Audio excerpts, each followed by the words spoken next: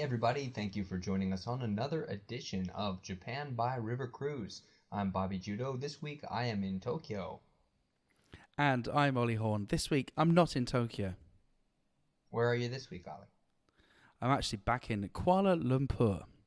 Okay, back to Kuala Lumpur. So on this week's episode, we're going to be talking about Japanese school teachers in trouble for bullying one of their own with curry, no less. And Ollie has your recommended river cruise for the week, right, Ollie? Yes, this week's river cruise recommendation is for a Tokyo tour provider who is offering discount tickets for those who have passed the Japanese language proficiency test. We discuss how it's the ideal place to make Chinese friends. Yeah, without a doubt. Also, we'll look into why an all-Enka music river cruise on the Tamagawa River is proving popular with both expats who like Enka music. I'm sorry, let me read that again. It's proving popular with both of the expats who like Enka music. But first, soap talk.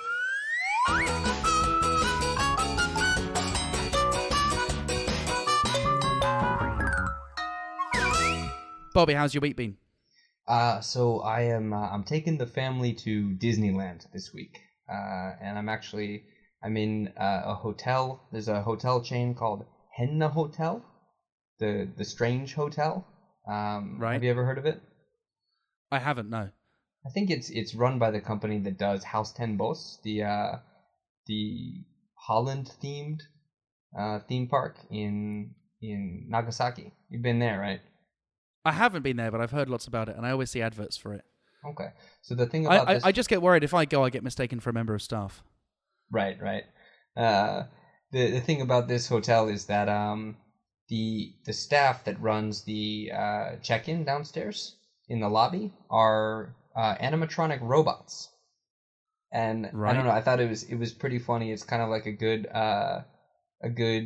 follow-up story to what we were talking about last week and in previous episodes as well, because we went in to check in and my daughters are both there, and there's these two animatronic dinosaurs behind the counter, and they give you options of what language you want them to speak. And so I asked the girls, like, what language should they speak? And they said English. Like, we want the dinosaurs to speak English. So you push the English button, and as soon as you push the English button, the dinosaurs ask you to provide your passport. And right, okay. We didn't bring our passports because we live in Japan. And then I notice on the screen there's a button that says, push here if you live in Japan. So I pushed the button that says we live in Japan, and it went right back to Japanese. And I was thinking about that in terms robots of the are whole, up to like, yeah, the NHK Hiragana Yasashi Nihongo thing that all the foreigners were up in arms about. I'm like, there are some very progressive dinosaurs here. At this point, we were like, girls, can you translate this for me, please? Yeah. But no, we're doing the whole Disney thing, which is technically in Chiba. But I'm in Tokyo this week for some work stuff and also for the roast battle, which is coming up. I'm looking forward to getting back into some good Western humor, because one of the TV shows that I work with, they switched over their personalities. So the people who were the main casters on this TV program that I work for got phased out, and they moved in two new people. And the two new people... What do you mean by phased out? Were they fired? No, they got shuffled to a different branch. So a lot of times the main casters on a show are shain. They're company employees, and so they get moved to the news, or they get moved to a production capacity or something like that, or they get moved to Eigyo, so they're doing sales. So this time, both of them, one of them became like the news bucho. He's in charge of producing the news, and another one of them became like a news guest facilitator. So okay. We got two younger people who came in. One younger one who's kind of a TV veteran, but she's got a very specific and one-track sense of humor, where she just kind of repeats catchphrases that aren't hers. And then a real young guy who takes everything super seriously. And so just to give you an idea of like how I've been struggling with getting them on board with the fact that I try to do humorous stuff, we had to watch a segment on this Joho Bangumi about artisanal watches, artisanal clocks. There's this craftsman who makes these artisanal wooden clocks. And about time. Yeah. We finished watching the segment, and they're like, and this is in rehearsal, right? So this isn't like I threw them a curveball on air. We're in rehearsal, and they're like, and this is where we'll ask you for your your response to what you think about your console after watching this segment. So what did you think about the artisanal clocks? Which is an absolute staple of Japanese television, isn't it? That you watch the VT and then you're in the studio and everyone's going to go, yeah, that food that we said looked delicious certainly looks delicious. It sure did look delicious. Yeah, everybody in the studio has to kind of chime in and give their opinion on what they just saw. I mean, but you try and be somewhat funny. Yeah, in your opinion. This was just in rehearsal, and so I wasn't planning on doing this on air because you need to say something respectful and that shows that you were listening and that you care about these artisanal wooden clocks. But so we finished watching the VTR, and they were like, so what did you think? And I was like, yeah, cool, but I noticed that all of the clocks were showing the wrong time. And they both looked at me and went, what do you mean? Oh, man. And I was like, the clocks. So we were watching a pre-taped thing about clocks, and the time on the clocks wasn't the current time. And one of the newcasters starts to explain to me why they're not the correct time because which one was it? The young guy or the young guy? Woman? The young guy who takes everything seriously. He obviously just hasn't worked with you before. Yeah. It's like he's never worked with you before. He's just gaijin explaining. Yeah. Or he just had. It doesn't matter that he's worked with me or other foreigners or anything. It's just he has no idea that it was supposed to be a joke, and I feel like most people probably should have been able to tell. And then the other one just started talking about like what is the ideal hand position on clocks to film them so that they look the most attractive.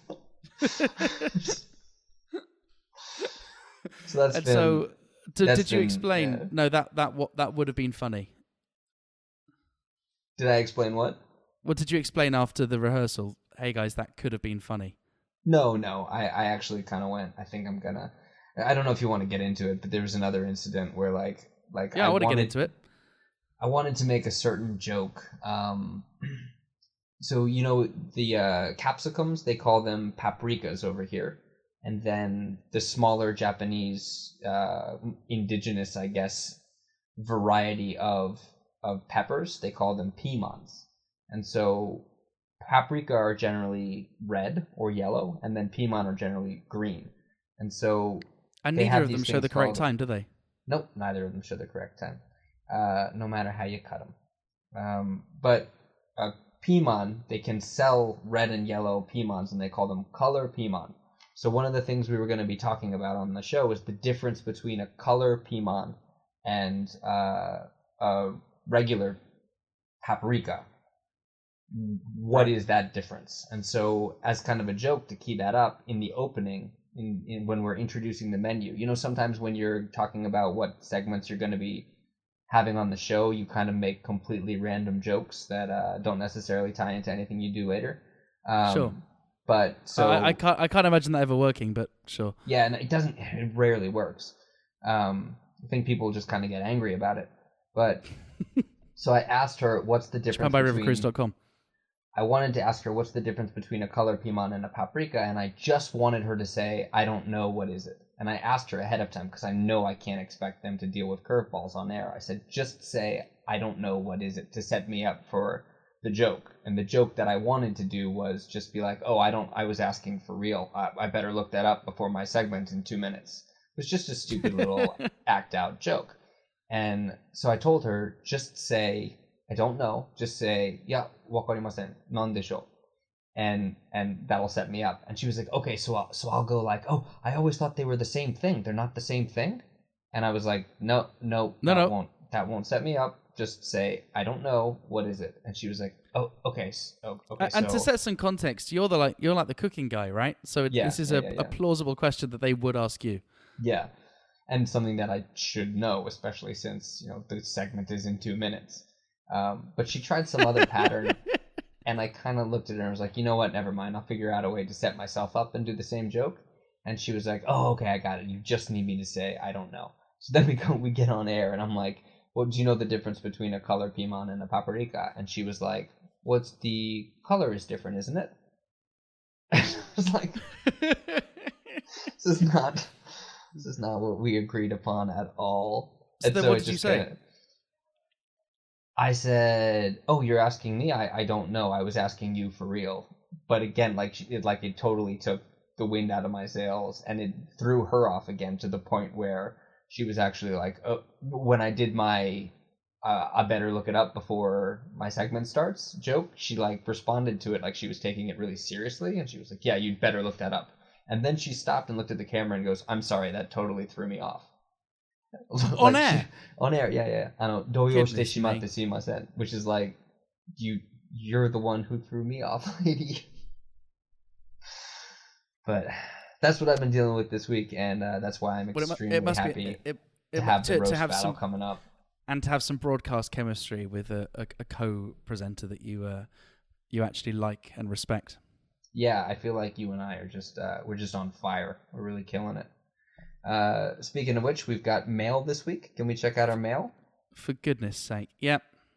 We've got one from Matthias. Matthias again, second week in a row, says, "Hey there. First off, I'd like to congratulate Ollie for having had a Japanese girlfriend. Well done." Thank you. What a Brian thing to say, Matthias. Can I? Uh, I really like this. For what it's worth, I've had two. So if anyone would like to congratulate me, and also the first one, as Bobby knows, was really hard work. So yeah, keep that congratulations coming, please. yeah, Ollie loves not having to congratulate himself, so keep that going. And Matthias says, "I enjoy how close this podcast is to the experience of living in Japan. There, I was generalized as a gaijin, speaking Gaikokugo, and here I'm generalized as a Brian." Yeah. He says, "By the And way, what? my name is pronounced closest to," and then he's written in katakana, Matiyasu, but dropping the U from su. Wow. Matthias. Yeah, I Well, think you're blowing Ollie's mind with the idea that you could drop the U from Sue. yes, you can. Arigatou gozaimasu, Matthias. You did it. Also, Matthias there. Yeah. Matthias is, also communicating with us in English, which further goes to show that Brian's communicate in English with each other. Speaking of Brian's, we've got one from the Brian, the original Brian, and he says, "Well, that's still out. The jury's out on that one." I think we've got to get him on the show to confirm. But he says, "Hello, boys. I tried going to www." Hey, stop. Sorry, Bobby. Sorry, Bobby. Can we have a little bit of deference, please? Hello, boys. What? Do Brian's not know who they are? We're like the point is we're not you. Don't you dare ever call us boys again. I don't know. I think we might all be Brian's at heart, man. Well, but anyway, I don't want to admit it. Brian says, "I tried going to a rugby, we love rugby.com, but I couldn't connect. I assume there is too much traffic to the site." And yeah, that'll be it. That's correct. I mean, it's Japan-based, and Japan is really upsetting the whole rugby world with their performance this year. They're doing really, really well, surprising everybody, and I think that's just driving lots and lots of traffic to the only English language Japan-based rugby fanatic site. But he says, "Keep up the good work." Well, good work is what we're doing, and that's why we are deserving of your respect. Is one of your daughters sneezing, Bobby? Yes. Excellent. Time for the news.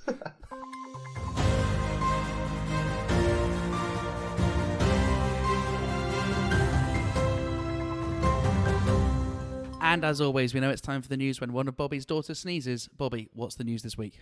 This week, we were talking about a Kobe teacher, or group of teachers, who were accused of bullying their colleagues. Not only bullying colleagues, but also inciting students to create chaos, and how it relates to power harassment and all kinds of harassment in Japanese work industry. Big topic. Is the work industry a thing?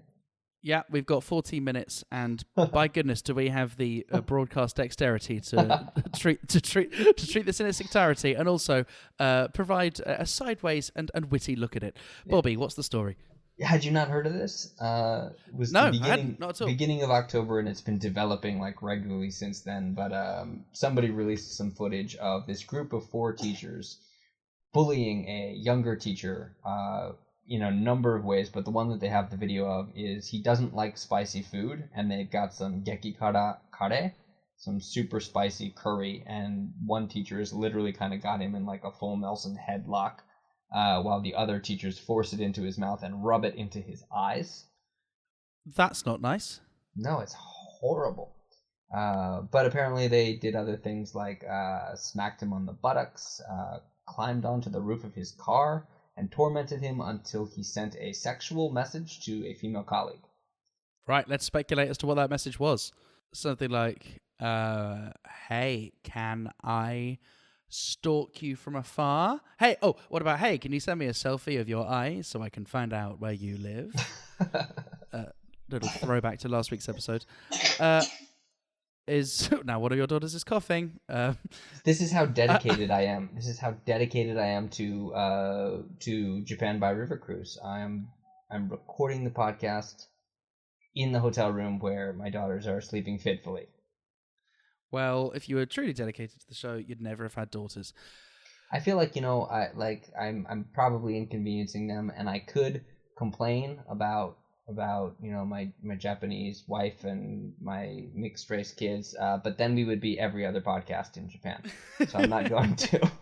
No, instead we're going to talk about this bully. Do we know the details of the bully and the bullied? Well, like how old they are? it's a senpai kohai thing, and so one of the things that is an issue in this story is that he's a male teacher in his 20s, and he just hadn't been teaching at the school for too long. It's a school called Higashisume Elementary School, and there were 4 senior colleagues. Not only that, but the principal who came in, who is the person that you should have reported this kind of stuff to, was new this year. And so apparently it had been brought up that these 4 teachers were bullying not only this guy, but a couple other. There were 3 other victims, 1 male, 2 female. They'd been reporting suffering verbal abuse and sexual harassment since last year. And I guess the previous principal had gotten wind of that, but then when he spoke to the teachers directly, the teachers said, no, it's not as big of a problem as it's being made out to be. Then he left. The new principal came in, was not aware of this. And there was just no way of that former principal communicating with the new one, was there? Obviously, nope. That former principal just did a David Cameron on the school, didn't he? He's like, not my problem anymore. I'll leave someone else to deal with that. What a terrible dereliction of duty. Because people get shuffled out so much. Isn't 20 quite young? 20 is very, very young, especially since the tests that you have to pass to become a teacher are pretty rigorous, and a lot of people fail their first handful of attempts. Well, he seems like a bit of a nerd. Probably deserved all he got. Back to victim blaming. But I guess it had been reported. That's the real recurring theme of this podcast. Victim blaming. It had been reported to her apparently in June, and she confirmed that the male teacher had been subjected to abusive behaviors, such as, quote, being hit on the buttocks. But she never took it up with any of her higher-ups. She didn't take the matter to the education board or... they say they first became aware of it in September after receiving complaints from the male teacher's family. Goodness me. This poor guy, right? Coming home from his first day at school as an employee back to his mum. How was your first day at school? I got bullied. Oh, again? We've been through this. I mean, we shouldn't trivialize it because this guy does seem like he's going through hell and back. But, on the one hand, sure, this is terrible. But on the other hand, this obviously started as pretty minor stuff. And if this guy can't even tell his colleagues, "Can you stop slapping my ass?" then how on earth is he going to manage a classroom? Actually, I say that I need to stop victim blaming because here's a story that I have. I went to a university in the UK called the University of Oxford. Okay, I'll say that again for those that didn't hear it the first time. I went to Oxford University. Thank you. And in my second term, I got elected onto the student council thing of my college. It's a pretty low-level thing, but it meant that I was the treasurer of the common room, which meant that we had a budget of, I don't know, £30,000 or something to spend on all the social activities and the upkeep of the room and newspapers, that kind of thing. And it meant that I You had got to report. you got to allocate that money. Yeah, or like I'd sign checks for people that kind of already had decided how it was going to be spent. Right. It was, looking back, it was more of a bureaucratic role than anything else. But it did mean that I got to sit on the estates committee of the college, and it meant that I had to like go and meet the bursar every couple of weeks. And the bursar, I won't say his name, but if you want to Google his name, you'll find out. There's enough rumors circulating. In my after my first meeting, he was very friendly to me, and then the next morning, I was at breakfast. We had breakfast in our college, and I was at the counter getting my stuff, and he slapped me on my bum. In a friendly way. Yeah. And that was after I complimented him on his tie, because I remember the day before he had a tie which had the college crest. I said, "Oh, that's nice." He said, "Oh, I think you might get some tie for something, because like in the olden days, having a tie was really important, and now if you want to get a job in banking, you also still need to wear the right tie." And at that point, I was ambitious. To me, so far, like this just sounds like a couple of guys flirting. Well, you. Right, well, this guy was in his late 50s or early 60s, and I was a little 18-year-old boy. And I mean, if like the Japanese curry story, the story also ends with you getting something in your eye, I'm not going to be surprised. Well, no. So what happened was he slapped me on the ass, and I thought, well, I guess this is just how it is. I didn't stop to question it until I found out other things about him, such as this was the guy that was responsible for the fire alarms, and there would be an initiation for all the pupils. Are they called pupils at university? Yeah, why not? Yeah, all the students at university, and they. Basically, he would say you would get a prize if you were one of the first down after hearing the test alarm, and you'd get a donut, right? So like the first 30 people down would get a donut, and if you came down in your underwear, boys, you get 2 donuts. Or it was like you get a special prize. What? Why? Why? Because he wanted to see boys in his underwear, and it didn't occur to me that was weird. I thought, that's funny, isn't it? And so like this pattern of behaviour adds up, and like the way I found out about this was we found out from one of our tutors, who was a quite relatively young man at the time, that he was being bullied by this guy, and so I said, "Oh yeah, he seems a bit odd. He grabbed my ass," and he was like, "Did you want him to grab your ass?" I was like, "Definitely not." He went, "Right, I think you need to tell someone." I was like, "Wow, maybe I'm a victim." And so it is very easy to trivialize this stuff, as you have just done to me. But I can kind of fair enough.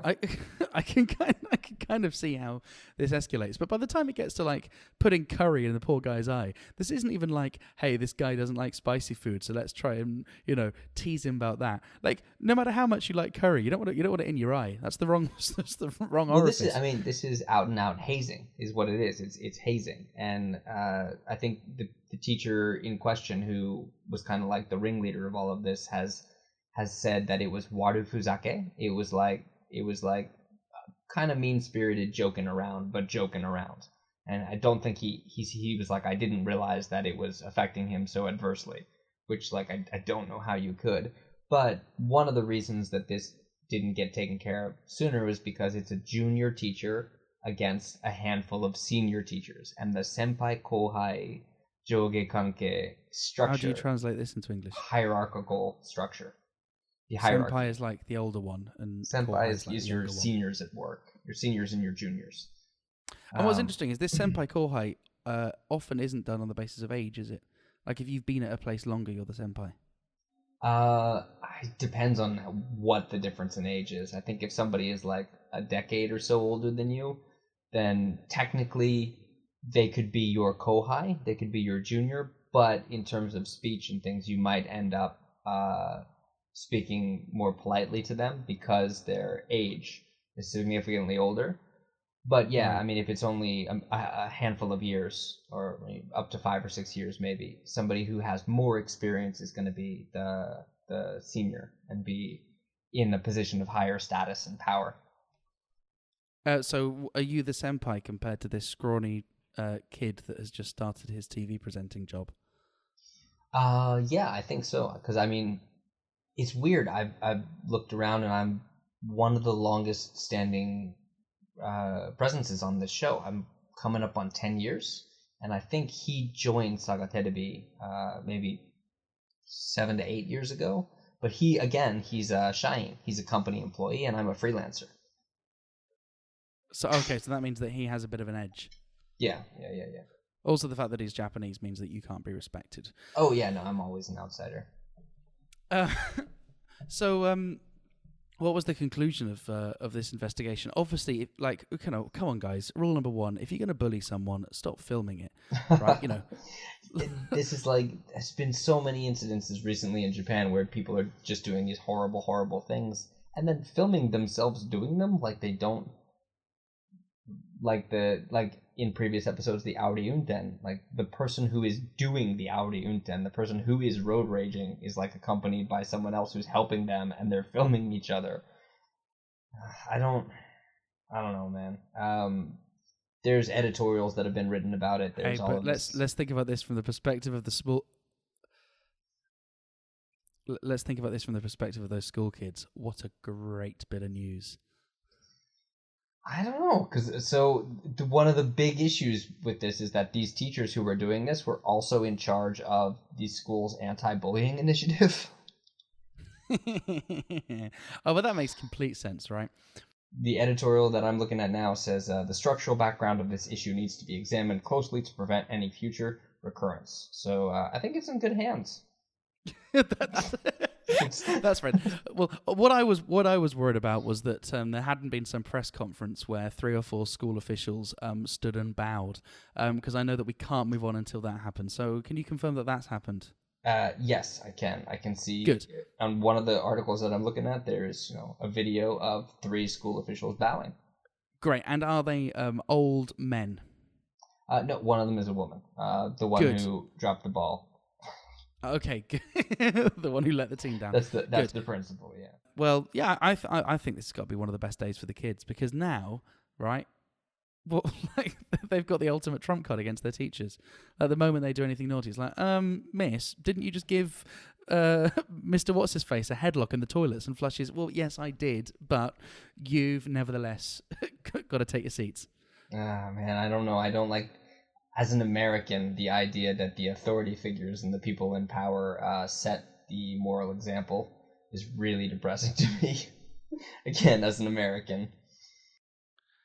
Well, as leader of the Bryans, I'm happy to set the moral example to all Bryans by saying the official policy of Japan by River Cruise is we condemn bullying in all its forms, unless it's funny and you don't video it so no one finds out. How do you feel about audio recording? No one listens to this.